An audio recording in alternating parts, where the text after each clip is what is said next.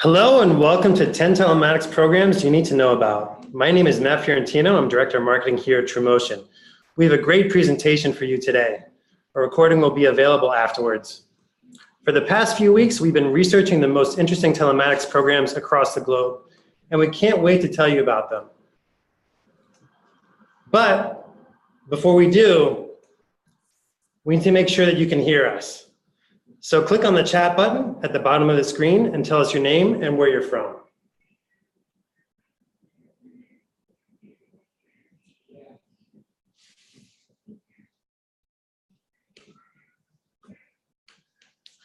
Philip from South Africa, thanks for coming. Brent from Palmer, Massachusetts, good to see you. Albert, nice to see you. Jessica, thanks for coming. Texas, Ohio, London, South Africa. From Italy, buongiorno. Brandy from California, great. Well, it seems like you can hear us, so let's move on. If you have questions throughout the presentation, click on the Q&A button and enter your question. If we have time at the end, we'll answer it at the end of the presentation. Now, we know people love free t-shirts, and we want to give you a free TrueMotion t-shirt. So how do you get one? Just follow us on LinkedIn and tell us what your size is. We'll give the first 5 people our latest t-shirts. Now, we're very lucky today to have 2 incredibly knowledgeable and experienced speakers. Jeff Wright is VP of Usage-Based Insurance here at TrueMotion, where he focuses on helping insurers develop and maximize their UBI strategies. Jeff is a veteran insurance product leader with deep experience bringing new UBI products to market. Prior to TrueMotion, Jeff spent over 10 years at Liberty Mutual, where his most recent role was VP, Product and Pricing for International Markets. David Morris is TrueMotion's Chief Customer Officer. He focuses on helping clients leverage TrueMotion products and services to improve customer acquisition, risk reduction, claims experience, and customer retention. For more than 15 years, David has led technology-enabled transformation projects for large insurers, banks, telcos, and high-tech companies. Now, I'll pass it over to Jeff for the 10 programs. Thanks, Matt, and thank you everyone for joining us. Just to get started real quick, Matt, you set the bar very high in terms of energy level. David, I hope we can keep it up through the rest of the conversation. No problem. Awesome. So before we do some globe-trotting through telematics programs, let's get started with a quick background on TrueMotion and a very high-level assessment of the current auto insurance market. TrueMotion is a smartphone-based telematics service provider. What we do is use the smartphone as a sensor and machine learning to turn phone data into driving data. We then deliver this rich driving data to leading auto insurers in North America and Europe so they can develop customized, value-added pricing, claims, and marketing solutions consistent with their respective strategies and market positions.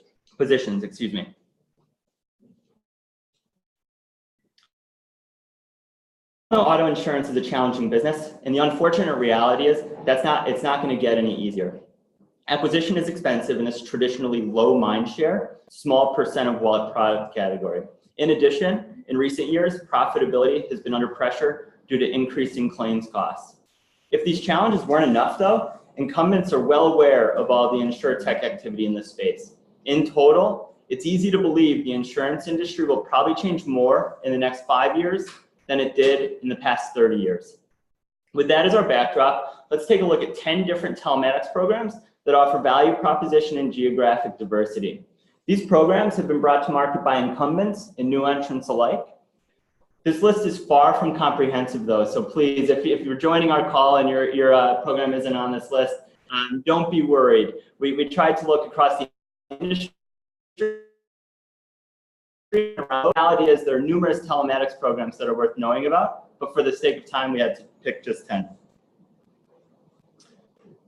The first program we're going to talk about today is Progressive. And by and large, what Progressive is using telematics for is to improve profitability through better risk segmentation during the new business policy term. A quick background on what Progressive is doing with their snapshot program, though.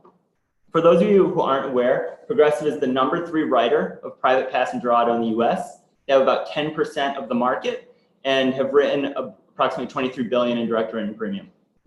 Progressive's telematics program is called Snapshot. It started as a hardware-based program, but now includes a mobile solution. In snapshot, a customer will receive an enrollment discount for participating in this 6-month program. The customer drives, and their driving behavior will result in a one-time premium adjustment at renewal. Why we think this program is important for people to consider, though, is the following. So for all the folks who work in the US, Progressive has a well-earned reputation as being a highly sophisticated player in the US. The results certainly bear this out as they consistently outperform the industry in terms of growth and profitability. And there is no doubt they're using telematics as an arrow in their quiver to generate profitable growth. They pioneered telematics in the US, and over the course of the last, say, 25 years, they've amassed a huge cache of learnings that they can turn into multi-dimensional value in the future. This is interesting because telematics, a lot of the value is actually baked in how much you can learn from just operating a program. And there's no doubt that Progressive has been able to amass a ton of learnings over the years. While they initially focused on price segmentation, their last earnings call indicates that they'll start using driving data to improve the claims process to decrease expenses and increase customer satisfaction, While use case 1 was risk segmentation, there's no doubt Progressive will be able to turn their experience to create value on the claim side. And then I have to imagine they're already thinking about use cases number 3 and 4 and beyond. So we're going to go north a little bit. We're all sitting here in Boston, so it's nice to talk about Progressive based in Ohio. But let's go ahead and look to our North American neighbors north of us in Canada, and we'll talk about a program offered by Intact. So Intact is using telematics to improve customer experience through more transparent pricing, continuous monitoring, and loyalty programs. Much like Progressive, Intact is a major market player. They're the largest P&C carrier in Canada with over 15% market share. Historically, they've offered a standalone UBI product that was hardware-based. They've recently made the move to mobile to realize expense savings of moving off of the higher cost OBD-II devices. This program is important to know about for several reasons. Intact is currently taking the experience that they've generated by running a mobile telematics program and creating driving-based engagement and moving that bundle of value into their core app. We can imagine that actually increasing value delivered to the customer within the app that Intact would already like to drive penetration of. This move will include continuous monitoring, which is a direction we expect to see more of around the globe and across the industry, as the value proposition of telematics expands along a number of dimensions, including claims and customer loyalty. Continuous monitoring of driving data makes sense as a tool to drive engagement because the events that are created within driving data are higher frequency than other traditional insurance transactions, for example, claims and renewals, and can focus on things that customers can actually control, like distraction or driving while tired. And then if the engagement is effective, you'll actually be able to reduce exposure while increasing engagement, NPS, and retention. Bouncing away from carriers for a minute, let's consider a program that is being spurred by the auto manufacturers, and this one is specific to something occurring in the US. So basically, auto manufacturers are looking to monetize their driving data, and we'll connect this to insurance in a minute, but they're looking to monetize the data created by the new connected vehicles they're rolling off the assembly lines while providing their drivers more value through things like insurance savings. GM and Hyundai are examples of OEMs that are looking to do this. And the way it works is a customer who purchases a connected vehicle from an auto manufacturer like GM, for example, would opt in to sharing data, and they will also opt in to receive insurance offers, essentially. Once that's done, they're creating data, and the data can go to an exchange that can be accessed by insurers. This is really cool because we all agree that driving data, for risk segmentation at least, would be really, really powerful if it was available at point of sale versus after point of sale, which is largely the way programs work today. While programs like this are super promising, it's still far from being a silver bullet. Slow production of connected cars and user opt-in requirements still make this an uphill battle. So I certainly wouldn't be counting on connected vehicles as my savior for telematics anytime in the near future. It's really cool, though, to think about ways connected car data plus other data creator data, like mobile, for example, could create a ton of value together. So the example here would be distraction might be really valuable even as cars move away from, move from just basic connected status to more and more robust autonomy. Finally, the reality is connected cars and driving data will eventually be ubiquitous, and the carriers with experience working with driving data will have an advantage. I would think about this like credit score. Imagine having a 10-year head start building highly effective credit models before it was a readily available piece of data. There's no doubt you would be able to generate more from that pricing variable with that experience than if you hadn't had the experience. So we've already covered a couple incumbents. We're going to take a few startups here. Cuvva, not mispronounced here, C-U-V-V-A, is a very interesting new entrant in the UK motor insurance market. They're focused largely on people who don't own a car, but use a car from time to time. The example use cases would be someone who's just borrowing a friend's car for an afternoon, sharing a long drive, so you're road tripping with friends and you share the driving responsibility, or you're actually test driving a new car. Cuvva has made enrollment simple. You download their app, register, provide your license plate number, and then on demand, you can select the time and duration of insurance need and then drive knowing that you're covered. This program is super cool for several reasons. First of all, it goes after a segment of the population that auto insurers tend to ignore because their insurance needs aren't as obvious as those who own a car. For the first movers, though, the non-vehicle owner population could represent outside margins as the space isn't as hyper-competitive as the traditional motor insurance market. Plus, I would expect the non-owner population will grow in the future as ride-sharing, vehicle-sharing gains continue, and we see continued increase in urbanization trends bear out.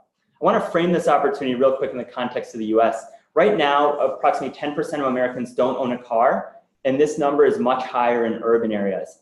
Coming up with a solution that meets the needs of these people might be one of the many tools you can use to help future-proof against the trends mentioned above, including urbanization and reduction in vehicle ownership rates. Also, just real quick, the concept of time-based coverage is very interesting. First, Cuvva assumes a person's insurance needs are dynamic through time, which traditional insurance isn't necessarily set up to handle in an on-demand way. And then second, by anchoring around time versus distance driven, for instance, a carrier is in a position to fill the insurance needs of their customer for every minute of their life. Just think, our days can be split into roughly 1,400 minutes, and each minute might pose a different insurance risk. For example, the 20 minutes I spend riding to work every day might be very different to the 10 minutes that I spend driving to the grocery store, and I have different insurance needs that a carrier could ultimately serve up for me based on my actual exposure. So we're staying in the British Empire here, and we're going to head down to Australia and talk about Aami. Aami is a very different situation from Cuvva. Aami is actually a brand within the Suncorp group, and what they are is that group is the largest insurance group in Australia. And what Aami did was they put together a formidable attempt at an app-based try before you buy driving campaign. And what we mean by that is they actually went out and attempted to get apps on phones to create driving data for people who aren't already Aami customers, which would give them the benefit of skewing their book towards safer drivers, but then also being able to offer discounts to the safest drivers at point of sale versus post-bind. They did this through a limited time campaign to name the Australia's best driver. They leveraged aggressive TV marketing as well as celebrity endorsements to generate buzz for this driver duel concept where people would drive off against each other. They actually were able to generate over 150,000 downloads, which is definitely a great effort. Just kind of tying this back to why this matters to all of us. As we discussed earlier in the context of the auto manufacturers, having driving data available at the point of sale is no doubt the holy grail of pricing for driving data right now. We're all looking for it. And Aami's effort reminds us that it's doable before connected cars are here, but it won't be easy. The one thing I would note here, though, is that as you think about a try before you buy program or doing something similar to what Aami did, there's some steps that you can take to prep. So you might want to consider filing shorter review period programs that contemplate how long it takes the driving variables to stabilize and how long a customer will actually engage with your app. So if this is something you're interested in, I'd absolutely start thinking about what I need to do to get my infrastructure ready to ingest driving data day one, and balance the fact that if you have someone running your app that's not an actual customer, you need to be very careful with the value proposition. Still in the UK, we're back with Carrot here. So Carrot's an interesting carrier. It was fun to learn more about Carrot, because I think they're doing a lot of stuff that we all should be taking note of. So Carrot, quick background, their target market are new and young drivers. And this is a target market for them because historically that population has received sky-high rates in the UK. What Carrot is doing, consistent with that target market, is creating a fun, positive vibe where safe drivers receive benefits like free weekly treats. Users also receive tailored driving feedback and can earn rewards in a number of different ways, but including rewards against a Carrot branded credit card for safe driving every month. This program is interesting for us to talk about today for a number of different reasons. First of all, Carrot is another great example of a carrier tackling a segment of the market that has been historically underserved or not sufficiently segmented by using driving data. So in their world, what they've been able to do is basically say, not all young drivers are equal. Let me segment them by actual driving data to try and target the safest young drivers. And actually, loss results suggest that they're doing a great job attracting the lowest risk new operators. Claims frequency is about 40% lower than the comparable book of non-telematics young drivers. They're also proving that it's possible to get customers interested in keeping track of driving data, and that engagement can lead to an increase in driver safety. Consumers who check their safe driver dashboard more than 4 times a week are actually 40% less likely to have an accident than those that don't. In addition, Carrot's results implore us to think about how else driving data can be used to tackle traditional challenges. For example, going deeper on the pricing front for newly licensed or young operators, when it comes to how long an operator has been licensed, what matters most? Is it really biological age? Is it amount of time licensed? Or is it something like amount of time spent driving in terms of minutes, hours, or miles driven? And if it's the latter, or that last thing, telematics data absolutely opens that up as a possibility for you to think about segmenting that population.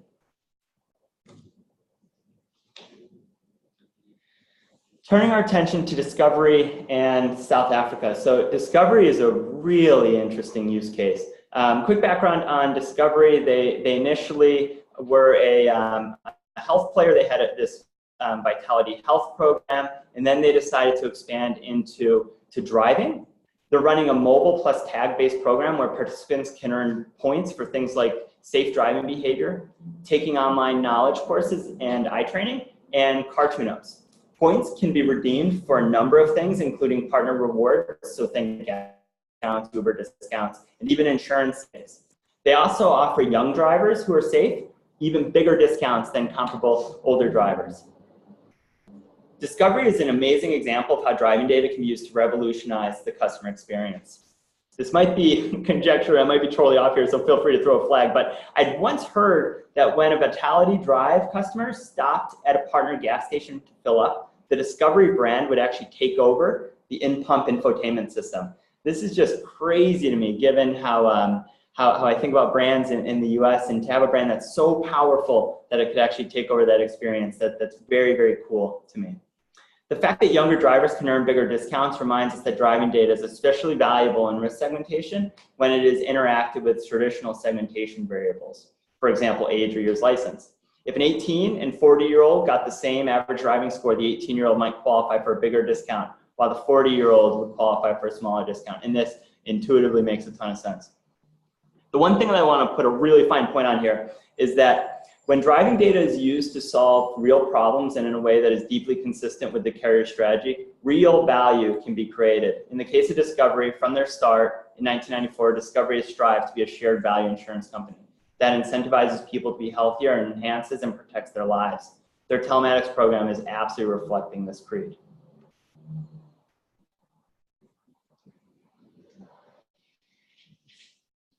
Okay, so we're out of the British Empire at this point, looking at an Italian carrier named Unipol.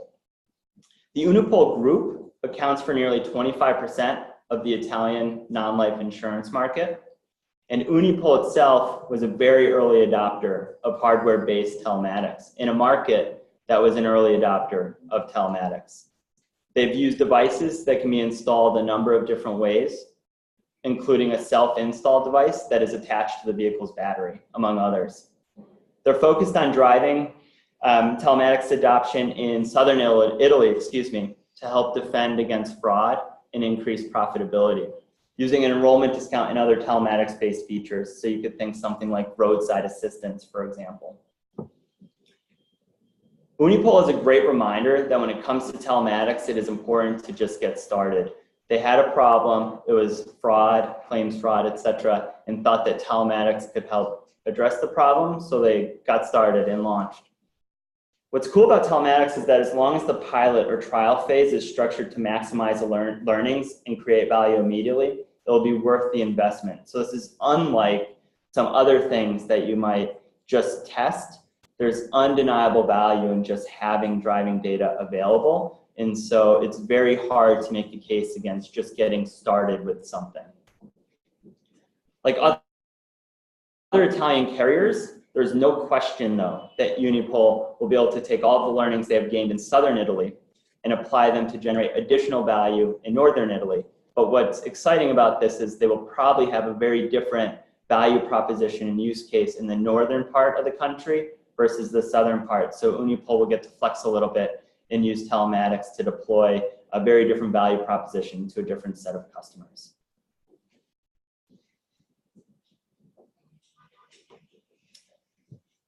Heading to the US, so I'm kind of in my mind keeping track. It's interesting. We have some startups and then we have very, very big players. Metromile, though, is an example of what I would call an established startup here in the US. They're offering an OBD-II based pay-per-mile insurance product. The way it works is a customer will download the Metromile app, they'll install an OBD-II device, then pay a fixed price per month plus a variable price based on miles driven during that month. Metromile's app is interesting though. It's not one-dimensional in terms of just focusing on insurance savings, for example. It includes features that are absolutely bent towards delivering value to their target market, which I would assume would be something like urban millennial dwellers. Metromile is directly distributed. They've evolved from an MGA model to a full stack carrier where they're actually writing insurance on their own paper. Metromile is really interesting to talk about in the context of telematics programs globally for a number of different reasons. First, they've been very consistent with their approach. They've used UBI in a disciplined way to deliver value to their target market. Again, this is a great reminder that carriers, when they kind of embark on the telematics journey, it's good to remember that you should solve real problems and do it all within the context of your core strategy. If you do that, you absolutely will not lose, and it'll be a valuable journey. I mentioned Metromile's app. It includes really cool features that make insurance more relevant and increases the value they deliver to their customers. Living in Boston and parking on the street every night, I love the fact that they actually offer their customers street sweeping notices to help them avoid tickets. This is just one example where an insurance company is saying, I can turn this data that I'm using for insurance pricing into something that can be much more valuable to my customer, which is very different than the way other traditional insurance pricing data works. Geeking out on rate making for a minute though, by collecting highly accurate miles driven versus historically relying on customer reported, you have to imagine Metromile will be able to steepen and steepen the mileage pricing curve they use, allowing to get more value out of that already powerful pricing variable. So we thought it would be fun to include a program that isn't from an insurer, just to demonstrate the agility of driving data, still within the context of helping people drive safer. So the use case here is from Grab. And for those who aren't familiar with Grab, Grab is the leading rideshare company in Southeast Asia. And in mid-2017, they embarked on a journey and a series of changes to make their riders safer. This included things like offering free in-car dash cams to top performing drivers for added ride safety.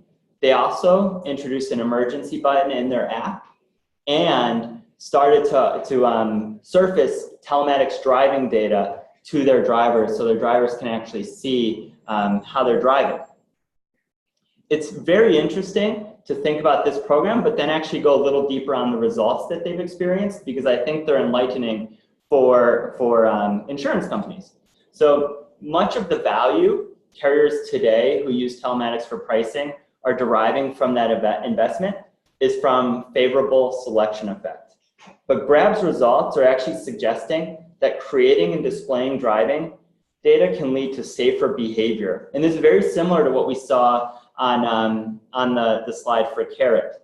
They've seen, since launching the program, a 15% reduction in speeding, 11% reduction in hard braking, 18% reduction in hard accelerations. And for the actuaries in the room, these are all things that folks who have filed telematics programs, at least in the US, have found to be indicative of future claims. These results are super encouraging at a macro level, as we all obviously want our roads to be as safe as possible. But more relevant to this group, these results also suggest that the Hawthorne effect could be harnessed by insurance companies to actually reduce the riskiness of your portfolio beyond just selection effect. So what I mean there is you might actually be able to change a customer's pure premium, reducing their exposure through behavior modification efforts. And just real quick, for anyone keeping score, this past June, Grab announced a $1 billion investment by Toyota in their platform. And part of this investment will actually include being able to offer things like telematics-based insurance. So it definitely seems like Grab is a believer in terms of the value they can create from driving data. All right, thanks, Jeff. So that was definitely a global tour of insurance telematics programs. And Jeff, you are the most interesting man in the world, at least when it comes to insurance. So thanks for that. Thanks, David. So I just wanted to say a few quick words about TrueMotion. My name is David Morrison. I'm the Chief Customer Officer, and I've really had the pleasure to work with all of our customers in North America and Europe to build their telematics programs. And one of the things we believe here at TrueMotion is that driving data is going to power the next generation of auto insurance. So in the beginning, I think UBI was mostly about pricing and how do I get customers. But what we're seeing, and keep safe customers, but what we're seeing is that this same data can be used in claims to speed up the first notice of loss process, to notify when there's a crash, to reduce fraud. And in addition, this data can also be used to help customers be more loyal and more engaged with your company. So it's very, very powerful, and it's a data source that more and more insurers are using every single day. At TrueMotion, there's a variety of ways that you can get driving data, right? So you can get driving data from a connected car, you can get driving data from an installed hardware device, you can get it from a plug-in OBD device.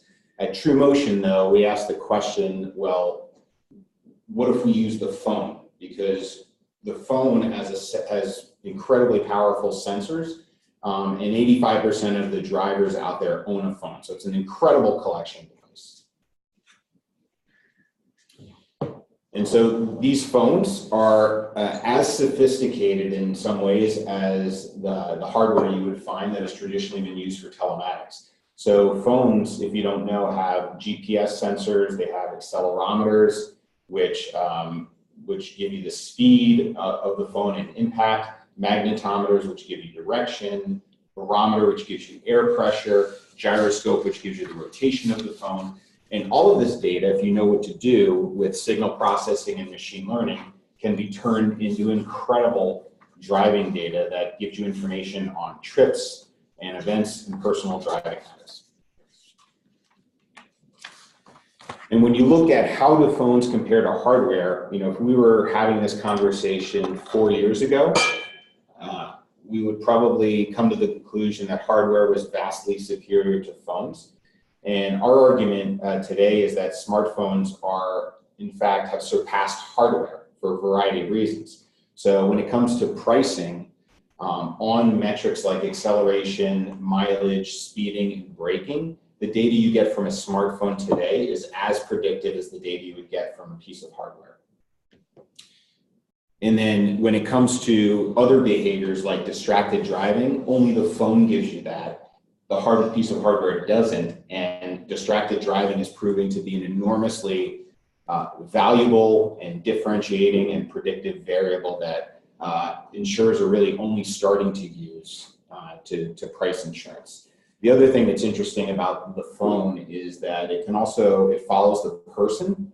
So it can really tell you about personal driving behavior and personal transportation behavior. So for example, we did an analysis at TrueMotion. We have a blog post on this, and we looked at distracted driving by the type of transportation that people frequently do. So for example, if you're a cyclist, you are 6%, you have 6% less distracted driving when you drive. If you're a frequent flyer, you have 10% more distracted driving than the average population when you drive. So these are really interesting insights that can help make drivers safer, price insurance properly, and offer value-added services to insurance customers. So TrueMotion, what we do here is we are experts at taking raw sensor data from the phone and then using signal processing, machine learning, and data science in the cloud and transforming that sensor data into valuable insights and valuable driving data for insurance companies and other types of companies. And we create products, and we create interfaces, and we create data feeds that can be used to power your systems and your processes to do things like insurance pricing, claims, loyalty programs, and even ride sharing and fleet. So the other nice thing about phones I would mention is that phones offer an incredible opportunity to create a direct one-to-one relationship with your customer that a vehicle won't give you, right? If you're an OEM, you're pretty much controlling that customer experience in the car. And if you're an insurer and you want to have a one-to-one relationship with a customer, the phone is a great way to do it.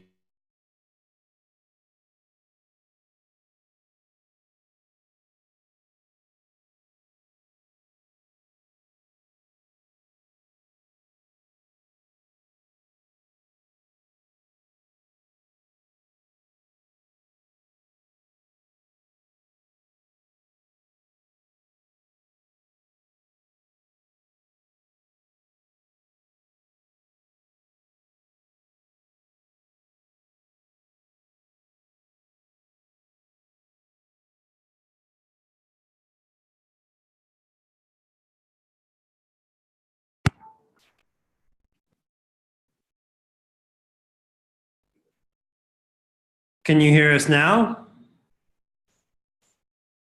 Great. Okay. Thanks for that.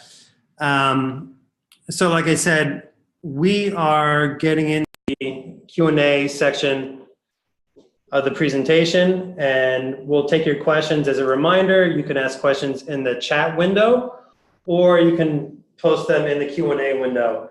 So let's get to the first one. What are the pros and cons of hardware versus mobile telematics programs? Okay. Jeff, you want to take that one? Sure. So, we would think about the different types of devices for connected cars.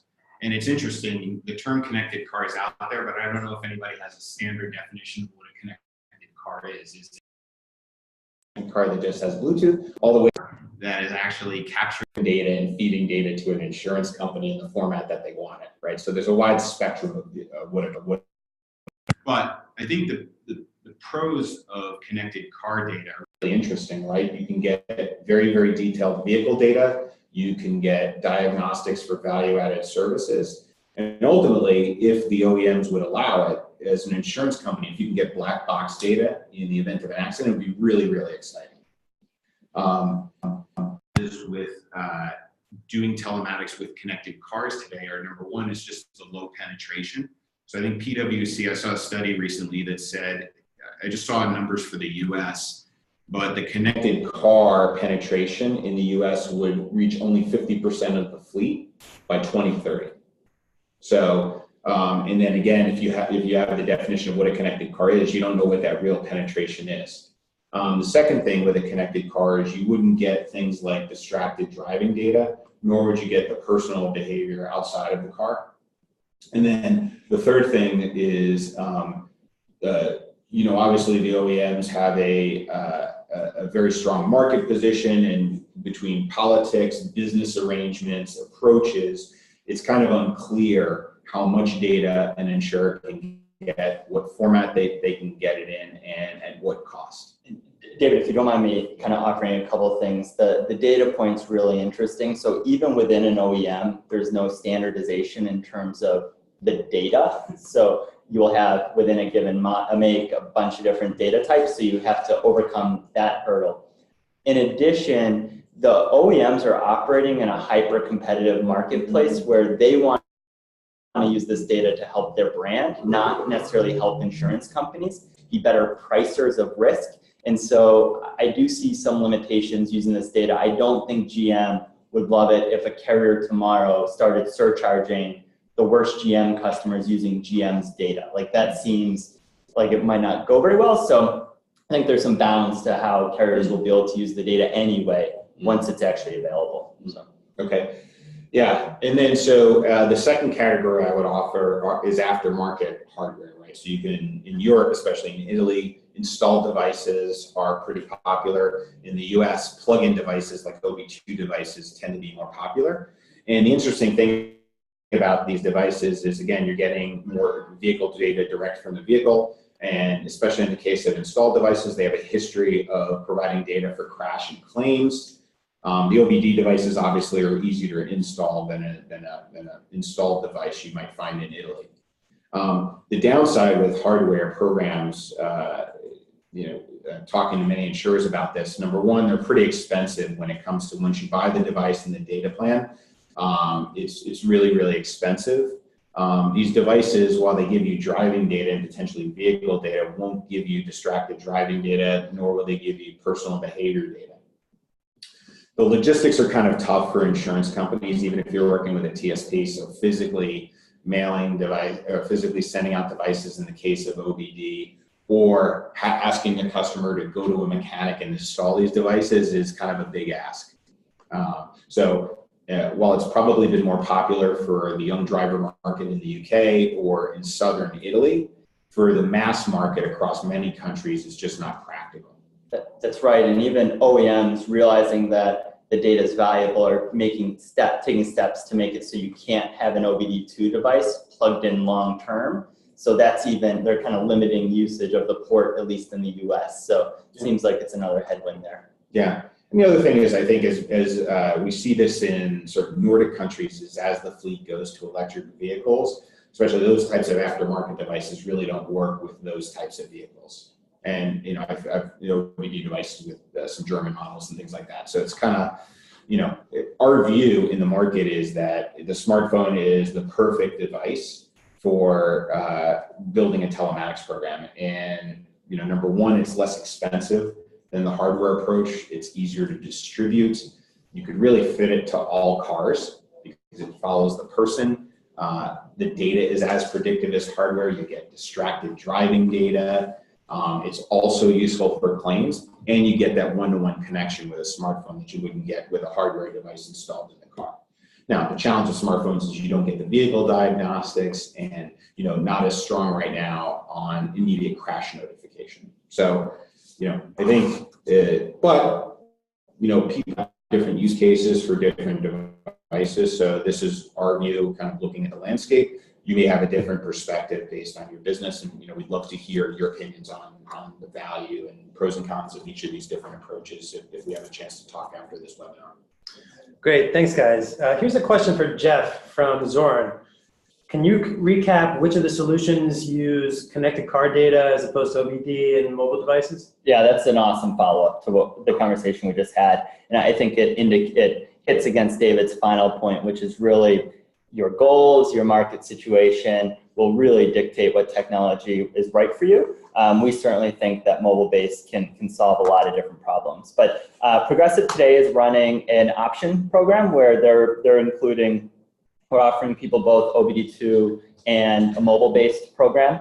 Intact will be mobile-based. Cuvva is mobile-based.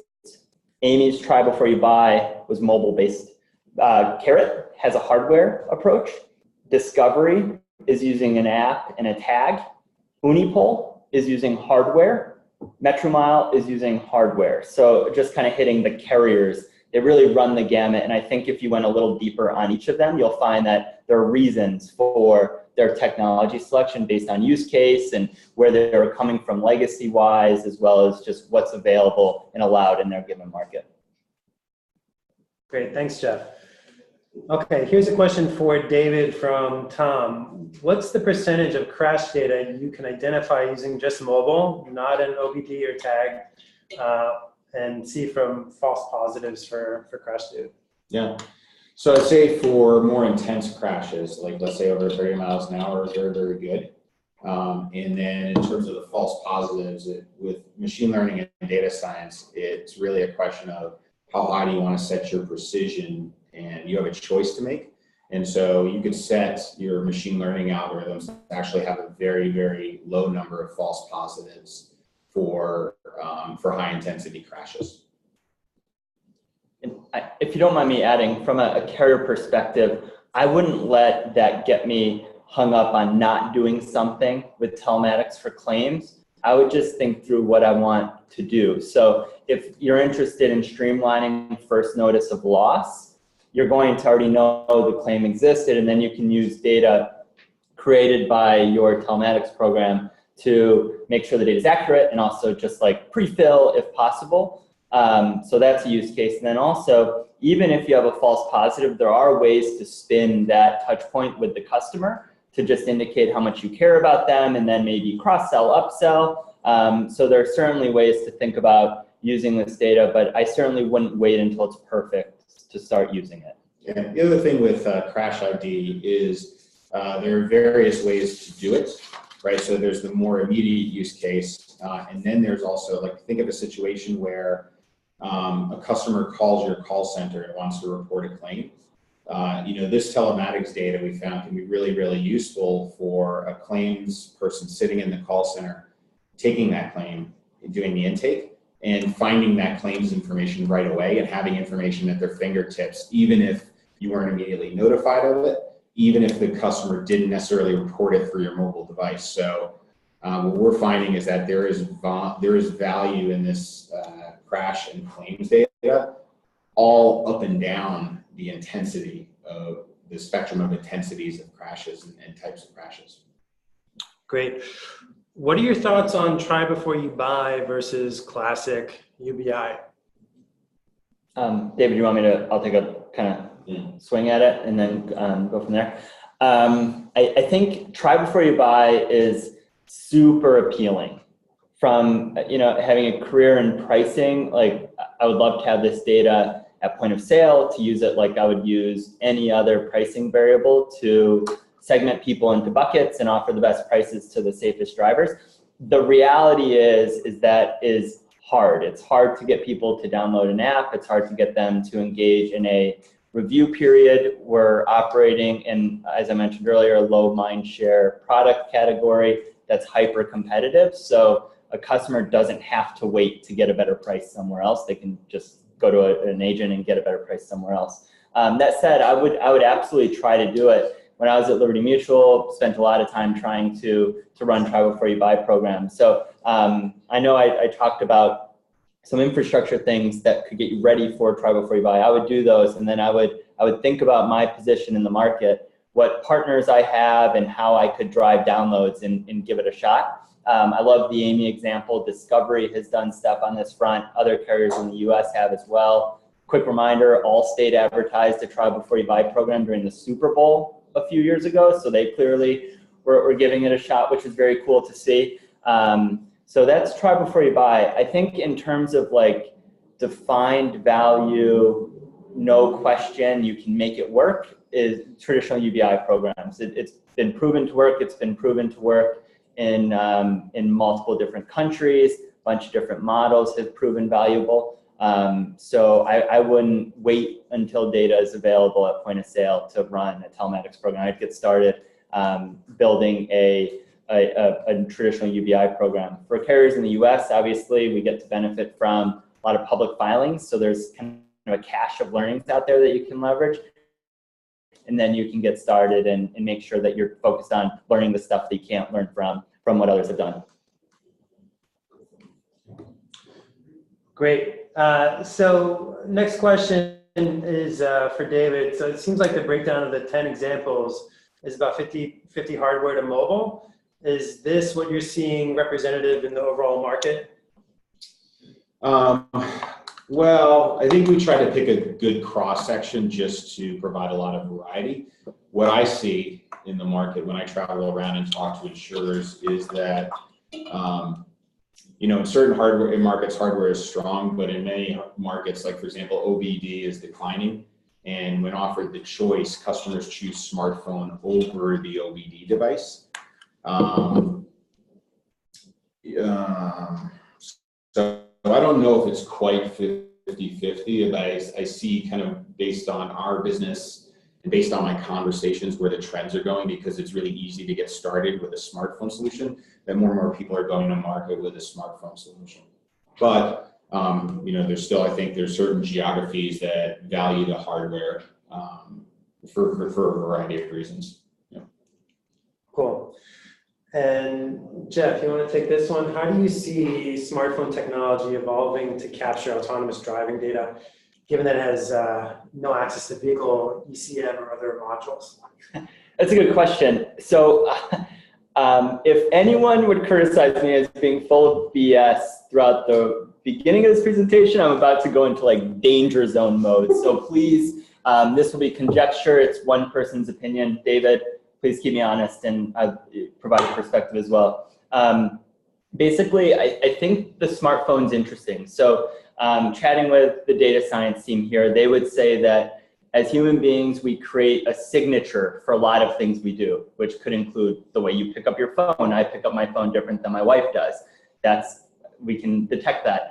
When I drive differently than my wife does. I'll also drive differently than my autonomous vehicle. And those signatures can start to provide interesting information. And for example, if I'm in an autonomous vehicle and I take over the wheel for that moment on the trip, eventually I think we'll be able to tell that I was doing something. So obviously as a carrier, I always want to know, well, okay, the car was autonomous. Was it the car that actually caused the accident because it was, adaptive cruise control slowed down the person behind me, or I do something, or some other use case. So I think it's interesting to think about what the phone is going to tell us about our own behavior, and then overlay that over what the phone is telling us about the way the car is actually moving. So that's one kind of dynamic that I imagine being fairly interesting in the merger between autonomous vehicles and mobile. But like more realistically,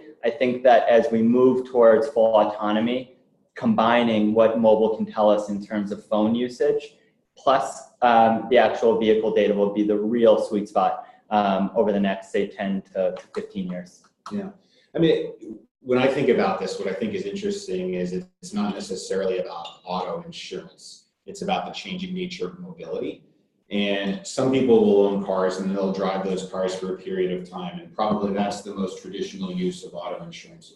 But then maybe they travel in an autonomous vehicle, or they travel in a Lyft, right? Or they get on their bike, or they get on a scooter. And I think what will probably happen is mobility changes and cities change the way people move around. The insurance and protection and safety services are going to change, and insurance companies will have to be in the business of coverage more of a person's life and the liability and the potential the costs associated with those types of behaviors. So this is where I think it gets interesting, and why we're really bullish on the smartphone is because when that change happens, and it's happening right now because people are taking mixed mode transportation now, the phone follows that person everywhere, right? So it's a natural device, it's a natural facilitator. Mobility and insurance is going to change. Yeah, and I wouldn't lose sight of the fact that like these risks are here and now, and what we're talking. But for example, my insurance company will cover me when I'm in a rental car, right? But they don't know when I'm in a rental car. But with an app, they actually would know that I'm driving a different car. And so like that's a here and now use case of exposure that actually matters. This stuff's really exciting to talk about, and I would be future-proofing, but I would also be thinking about how do I use this technology right now to start to do some really interesting stuff against exposure that I currently have in my book.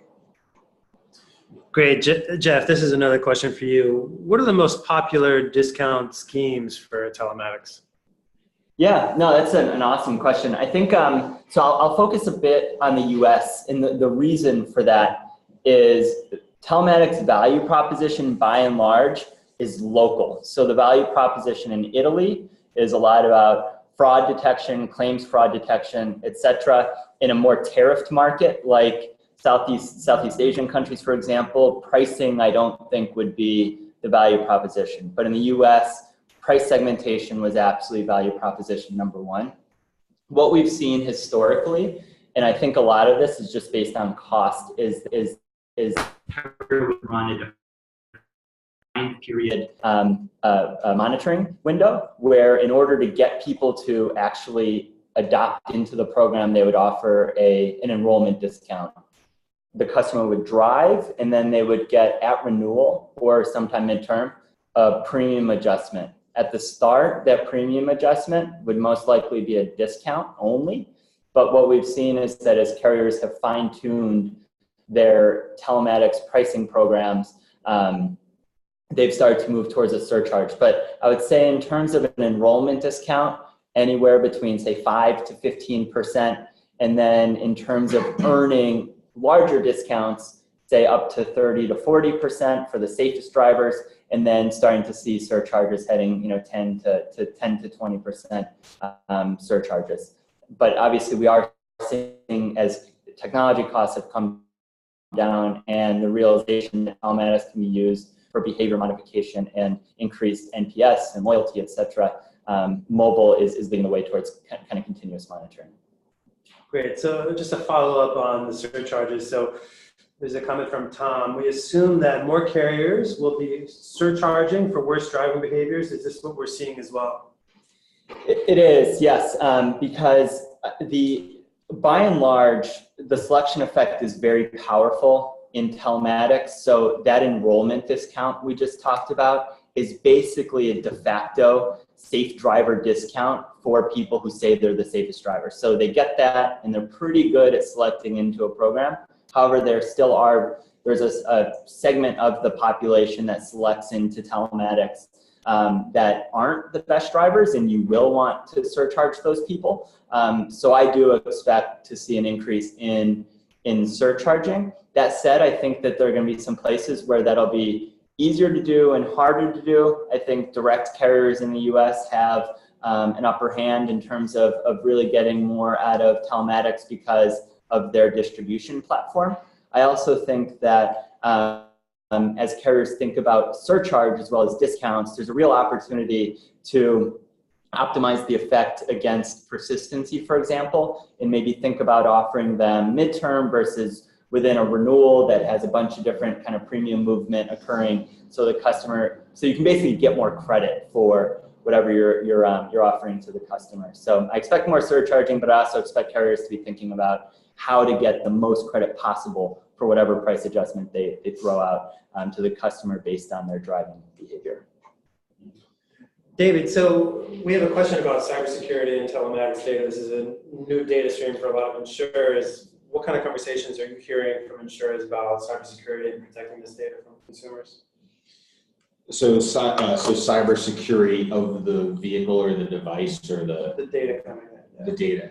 So, well, I think what we know, and there's a lot of public information on this, is there's all sorts of videos you can find out on YouTube where hackers have hacked the car and taking control of the car. So I think automakers are trying to always harden their cars against those types of attacks, but that's pretty dangerous if somebody can gain control of your car.